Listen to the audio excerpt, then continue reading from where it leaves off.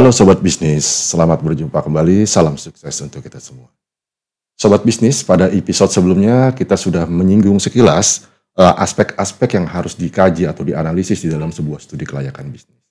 Nah, dalam episode kali ini dan episode mendatang kita akan mendiskusikan secara lebih terperinci tentang elemen atau aspek-aspek tersebut.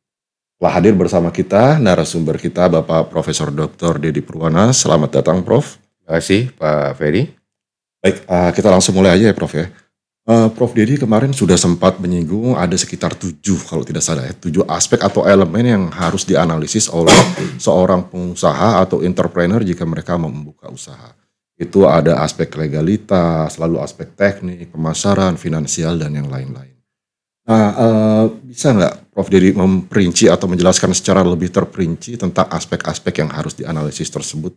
Misalkan kita mulai dari aspek legalitas. Pada aspek ini apa aja yang harus dipahami oleh seorang entrepreneur?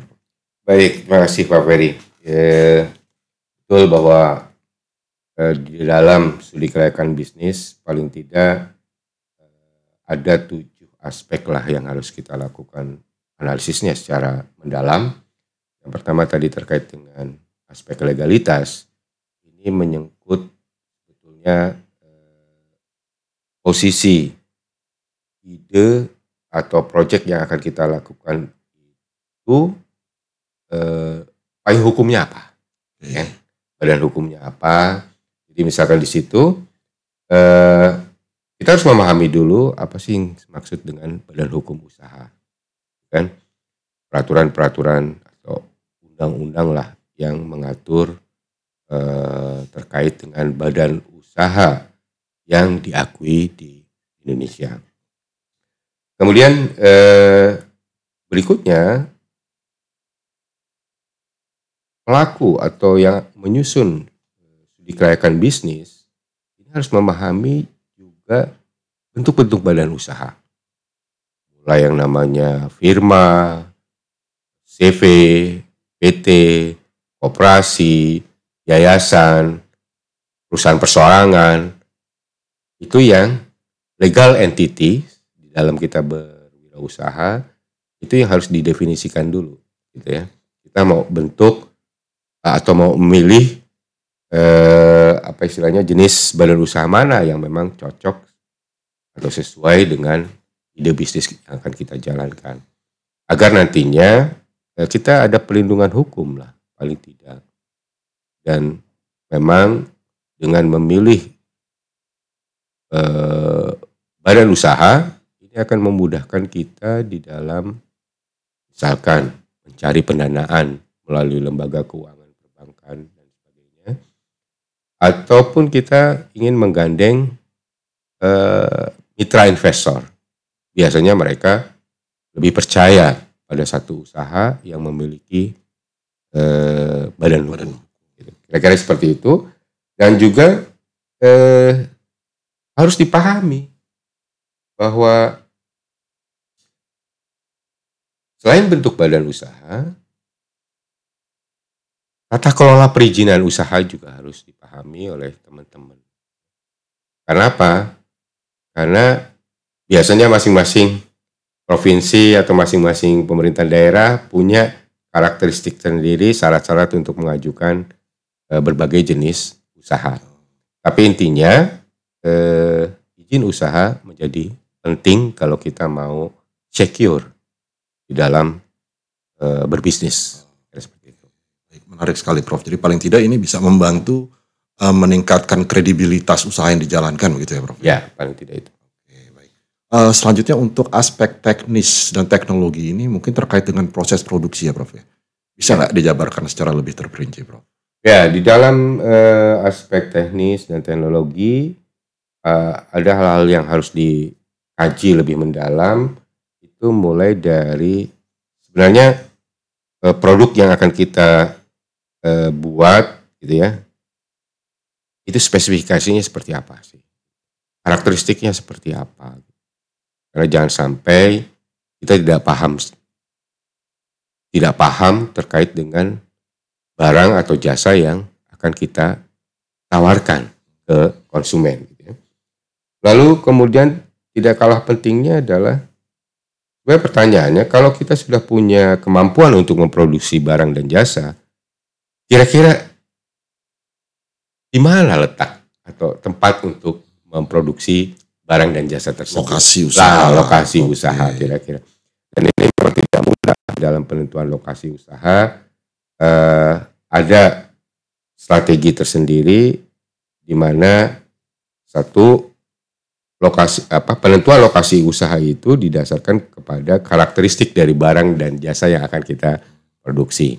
Contoh, misalkan kita ingin mendirikan bimbingan belajar, gitu kan, atau lembaga kursus. Kalau letaknya di gang sempit, gitu kan, ya nggak mungkin juga banyak orang yang daftar, gitu kan, karena rata-rata konsumen yang ikut bimbingan belajar itu ya mungkin kelompok menengah ke atas yang dia harus bawa kendaraan atau segala macam. Jadi ini harus diperhitungkan dengan baik-baik. Kemudian kemampuan untuk produksi barang atau jasa itu kira-kira size-nya seperti apa? Tidak berarti bahwa kita ingin produksi barang sebanyak-banyaknya tanpa memperhatikan kemampuan SDM, kemampuan bahan baku, gitu kan, pembiayaan juga, ini harus diperhitungkan dengan baik, gitu. Sehingga kita dengan tepat memilih kira-kira tahun pertama ini berapa produk barang yang harus dihasilkan. Lalu tata letak layout, jika ini bisnis ini berupa usaha manufacturing, ya, pabrikasi, tentunya harus ditata dengan baik bagaimana barang itu mengalir dari mulai raw material, kemudian proses, kemudian output, lalu disimpan di gudang misalkan. Nah ini kan sirkulasinya atau flow-nya harus diatur dengan baik. Gitu. Jangan sampai material bahan bakunya di mana, gudangnya di mana, ini kan jadi nggak efisien. Jadi itu juga harus diperhitungkan. Kemudian pemilihan teknologi. Teknologi apa yang tepat untuk memproses bahan baku tadi menjadi suatu barang yang jadi, gitu kan? Nah, teknologi kan pertimbangannya berapa sih kemampuan pembiayaan kita untuk mengakuisisi teknologi yang ada, atau teknologi keterkinian. Kan misalkan mesin produksi itu kan fiturnya setiap tahun selalu bertambah gitu. Kapasitasnya mungkin mesin yang baru tentu lebih beda dibandingkan mesin yang lama dari kapasitas produksinya. Nah, apakah kita sanggup untuk membeli mesin yang keterkinian untuk membantu proses produksi. Kemudian jangan lupa juga metode persediaan barang, gitu ya. Terutama yang industri kuliner. Gitu. Ferry bisa bayangkan kalau kita beli sayur mayur, gitu kan, yang durasi ketahanannya itu paling maksimal 2 hari, gitu ya. Nah kemudian tidak terlalu lama disimpan di freezer, gitu kan. Akhirnya kualitasnya menjadi bagus. Nah, metode persediaan barang ini juga harus diperhatikan dengan baik. Baik itu bahan baku maupun ketika sudah menjadi barang. Karena katakanlah di gudang itu mestinya model atau metode first in, first out misalkan. Barang yang masuk mestinya keluar lebih dulu juga gitu ya. Lebih dulu masuk, keluar juga lebih. Jadi supaya tidak menghindari resiko kerugian barang terlalu lama berada di gudang, gitu kan? Akhirnya kan menjadi jelek kualitasnya. Kira-kira itu. Oke. Prof, sebelum masuk ke aspek yang berikutnya, ini terkait dengan teknologi tampaknya menarik ya. Tadi Prof Dedi sudah menyinggung bahwa ini kan perkembangan teknologi produksi ini terus ya evolving dalam waktu yang sangat singkat. Nah, pertanyaan saya ini, apakah ketika kita mau buka usaha itu kita wajib hukumnya menggunakan teknologi yang paling terbaru? Ataukah kita sesuaikan saja dulu dengan kemampuan kita, Prof? Seperti apa? Ya pertama sebenarnya sesuai dengan kemampuan kita, karena memaksakan diri juga untuk mengadopsi teknologi yang terbaru, rasanya kok apa ya, terlalu berisiko gitu, terlalu berisiko. Sehingga peningkatan kapasitas teknologi itu seiring dengan berjalannya bisnis itu sendiri. Tapi yang paling penting yang tidak bisa kita hindari, misalkan dalam proses pemasaran dari produk yang sudah jadi, mau tidak mau sekarang ini kan bisnis apa ya, dunia bisnis sudah beralih. Digital kan? Sekarang modalnya e-commerce, segala macam online gitu. Nah, ini kan sebenarnya sesuatu yang harus dipelajari dan masuk di dalam tidak hanya aspek teknologi, teknis dan teknologi, tetapi nanti kita bicara aspek pemasaran, bagaimana digital marketing juga harus memanfaatkan teknologi keterkinian. Oke, baik Prof. Jadi memang ada teknologi-teknologi terkini yang hukumnya wajib diterapkan, tapi ada juga yang bisa untuk sementara ditangguhkan gitu ya, Prof. Baik. Ini menarik tadi Prof. Dedi sudah menyinggung tentang aspek pasar dan pemasaran ya terkait dengan e-commerce. Bisa nggak dielaborasi lebih dalam lagi Prof tentang aspek ini, pasar dan pemasaran? Ya, kita bicara aspek pemasaran ini satu aspek yang penting karena sebagus apapun barang dan jasa yang kita punya, tetapi kita tidak bisa menginfokan ke calon konsumen, ya percuma juga gitu. Sehingga di sini pemasaran krusial lah, ya. Krusial. Apa saja yang harus dikaji di dalam aspek pemasaran? Pertama tentunya kita paham dulu definisi pemasaran itu apa. Kan kalau menurut saya proses bagaimana kita memperkenalkan barang dan jasa yang kita punya untuk diketahui oleh calon konsumen. Itu poin yang definisi yang sederhana. Lalu kemudian sebenarnya jangan lupa setiap produk itu kan punya karakteristik sendiri dari pasarnya. Pasarnya. Nah ini kita harus bisa mengidentifikasikan mulai dari bagaimana sih sebenarnya struktur pasar yang ada dari produk yang akan kita lempar gitu. Lalu kemudian kita juga harus punya pemahaman jenis-jenis pasar, gitu kan? Nah karena setiap barang itu tidak bisa berlaku atau dipasarkan untuk seluruh jenis seluruh jenis pasar gitu. Ada target-target tertentu yang harus kita ketahui. Lalu kemudian juga lakukan analisis pasar dan pemasaran dalam hal ini. Analisis pasaran maksudnya kita harus bisa punya data berapa sih sebenarnya calon konsumen kita. Ya. Itu kan bisa didapat dari data-data statistik, atau kita bisa melakukan sendiri riset pasar, survei pasar gitu. Lalu berapa banyak sebetulnya pemain atau kompetitor yang sudah memproduksi barang dan jasa yang sejenis dengan yang kita punya, gitu kan? Berapa kekuatan mereka, teknologi apa yang mereka pakai. Jadi analisis kompetitor lah, gitu kan? Sehingga logika saya sederhana saja. Kalau Anda mau bisnis, gitu kan? Carilah bisnis yang peminatnya banyak gitu ya, terhadap barang tersebut, tetapi kompetitornya kurang, sedikit gitu. Tetapi kalau misal terbalik posisinya, kompetitornya banyak, tapi sebenarnya peminat dari barang tersebut sedikit, ya ngapain kita buka bisnis itu? Oversupply gitu ya. Oke, lalu kemudian di dalam pemasaran kita mengenal istilah segmenting, targeting, and positioning. Jadi sebenarnya kita harus menentukan segmen pasar kita itu siapa. Lalu target konsumen kita itu siapa. Bagaimana posisi kita, positioning kita di antara para pemain yang memproduksi barang yang sama. Itu menjadi penting. Strategi STP lah misalnya, strategi segmenting, targeting, and positioning.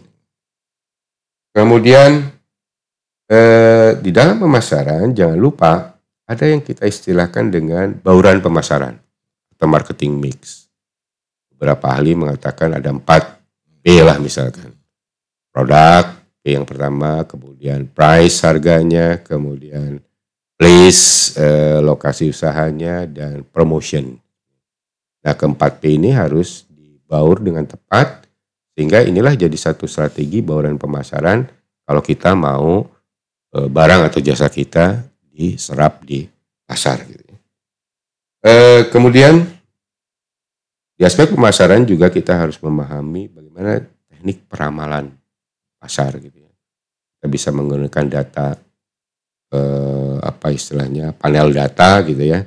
Bagaimana sih pertumbuhan sebenarnya dari barang atau jasa sejenis itu 5 tahun ke belakang, belajar dari 5 tahun ke belakang, lalu bagaimana kita bisa memproyeksi apakah minat konsumen terhadap barang dan jasa yang akan kita buat ini itu memang trennya sama, naik gitu loh. Ya kalau dari sisi peramalan ternyata peminat itu semakin tinggi, ini kan potensi untuk kita bisa meraih konsumen tersebut. Tapi kalau misalkan ternyata trennya justru menurun, ya buat apa juga kita memaksakan diri untuk menjual barang dan jasa tersebut. Baik, ini menarik Prof untuk melakukan estimasi ya atau forecasting the future demand itu. Itu gimana cara melakukannya Prof? Apakah ada teknik-teknik tertentu atau kita cukup dari data sekunder atau bagaimana Prof? Bisa dengan data sekunder atau memang dengan kita tadi melakukan survei pasar. Ya, survei pasar. Sederhana sih sebenarnya survei pasar. Sambil kita mengetahui, sederhana sekali. Misalkan kita jualan sembako. Kita hitung saja berapa sih sebetulnya jumlah warga 1 kilometer dari lokasi usaha kita misalnya. Berapa banyak penduduknya. Dari situ kita bisa memprediksi. Kalau sembako kan semua orang pasti akan beli ya, akan beli. Nah dari situ kita bisa memprediksi kira-kira berapa jumlah konsumen yang akan membeli sembako di tempat kita gitu kan, dari proyeksi jumlah penduduk yang ada. Kalau bisa kita 10% saja dapat dari jumlah 1.000 yang ada, itu sudah satu potensi untuk kita bisa berbisnis di sembako tadi. Dan yang namanya sembako kayaknya permintaannya nggak mungkin turun ya Prof? Nggak mungkin turun. Semakin jumlah penduduknya di sekitar lokasi Anda berada itu semakin banyak, ya otomatis itu juga akan semakin naik. Gitu. Ya. Baik Prof Dedi, terima kasih.